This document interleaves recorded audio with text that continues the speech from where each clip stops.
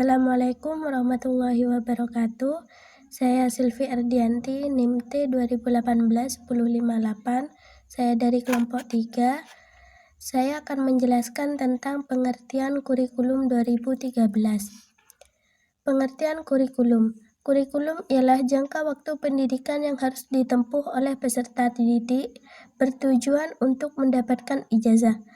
Ketika sudah menempuh suatu kurikulum, peserta didik dapat memperoleh sebuah ijazah atau bukti bahwa peserta didik tersebut telah menempuh kurikulum yang berupa rencana pelajaran, seperti seorang pelari yang telah menempuh suatu jarak dari suatu tempat ke tempat lainnya dan mencapai finish.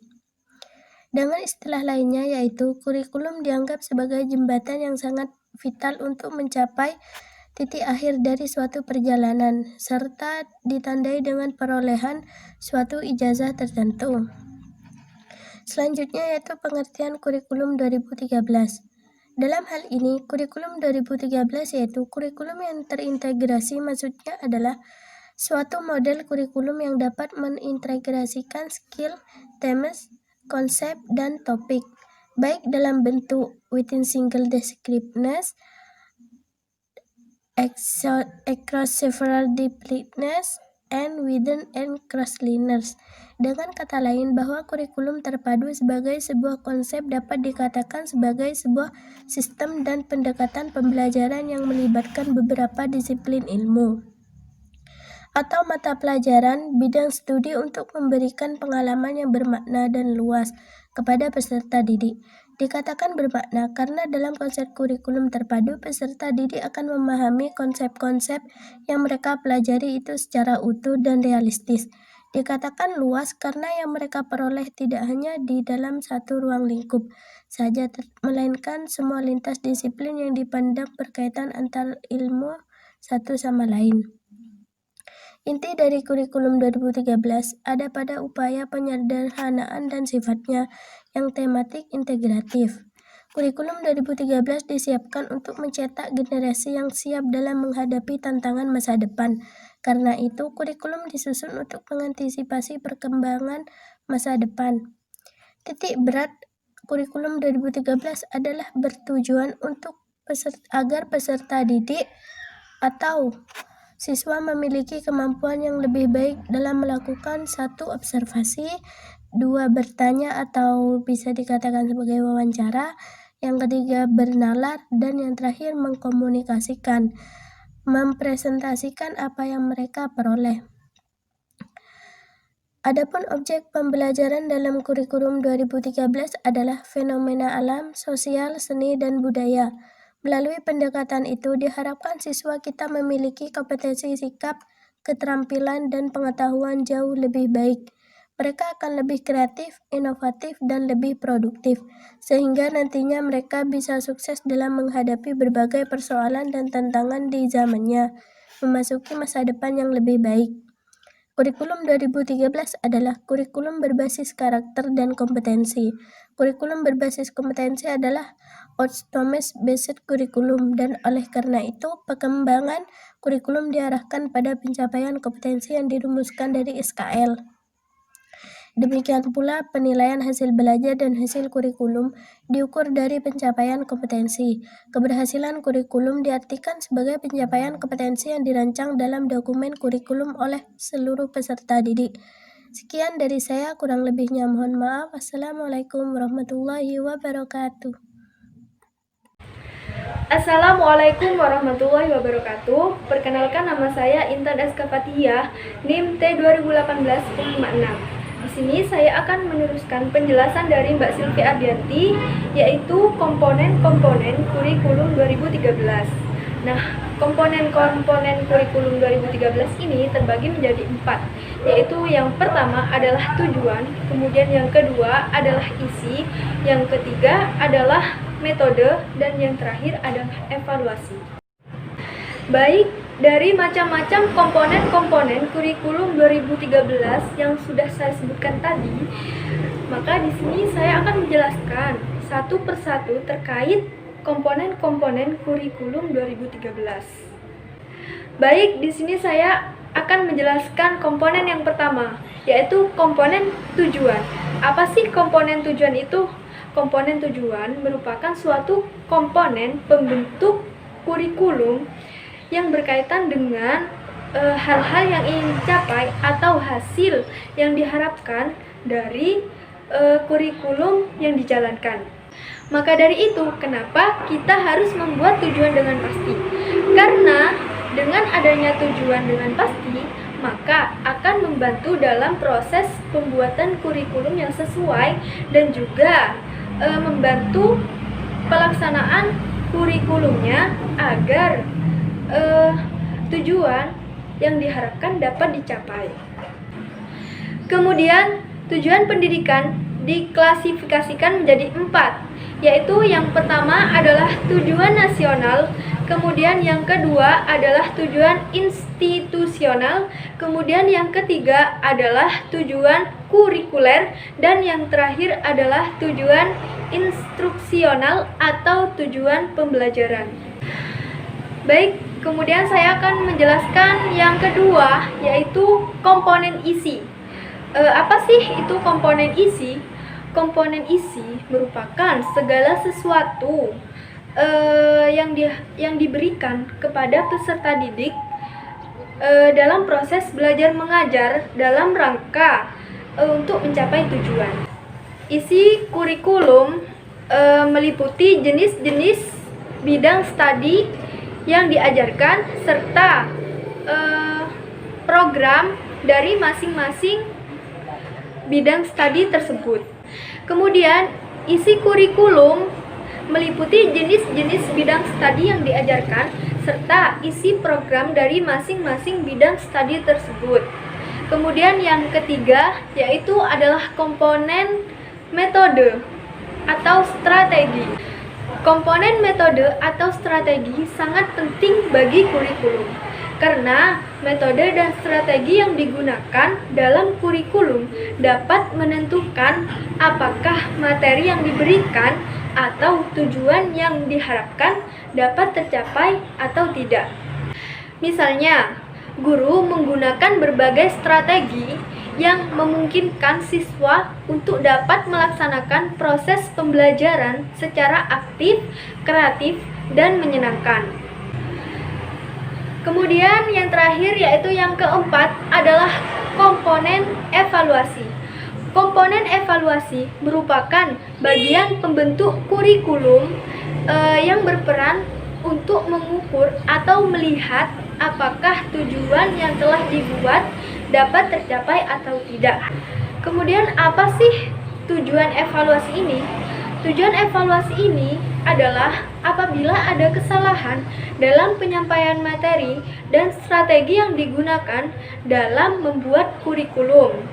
Kemudian dengan adanya evaluasi ini juga kita dapat segera memperbaiki dan meningkatkan hasil yang baik menjadi lebih baik dan berhasil. Mungkin hanya itu yang dapat saya sampaikan, kurang lebihnya saya kembalikan kepada presentator berikutnya. Wassalamualaikum warahmatullahi wabarakatuh. Bismillahirrahmanirrahim. Assalamualaikum warahmatullahi wabarakatuh. Perkenalkan, saya Zakiatul Aini, NIM T 2018-1099. Saya di sini akan menjelaskan sedikit mengenai karakteristik kurikulum 2013 sebagai pengantar dari penjelasan berikutnya. Jadi, karakteristik kurikulum 2013 ini dapat dilihat dari beberapa aspek. Yang pertama, standar kompetensi lulusan atau SKL. Jadi, dalam kurikulum 2013 ini, standar kompetensi lulusannya ditata secara berjenjang. Maksudnya adalah kompetensi lulusan pada jenjang sekolah dasar atau madrasah ibtidaiyah akan dilanjutkan dan dikembangkan ke jenjang selanjutnya, yakni jenjang menengah pertama atau madrasah sanawiyah. Kemudian dilanjutkan lagi ke jenjang selanjutnya, yakni tingkat menengah atas atau madrasah aliyah. Kemudian dalam kurikulum 2013 ini mengintegrasikan secara total mengenai pendidikan karakter.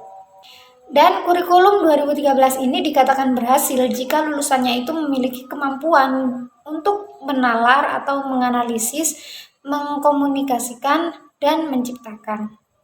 Kemudian yang selanjutnya mengenai standar isinya. Jadi dalam kurikulum 2013 ini mengurangi jumlah mata pelajaran, namun menambah jam mata pelajaran dari setiap mata pelajaran. Misalnya saja pada mata pelajaran PAI yang dulunya hanya 2 jam pelajaran tiap pekan, sekarang menjadi 3 jam pelajaran setiap pekan. Kemudian selanjutnya mengenai pendekatannya.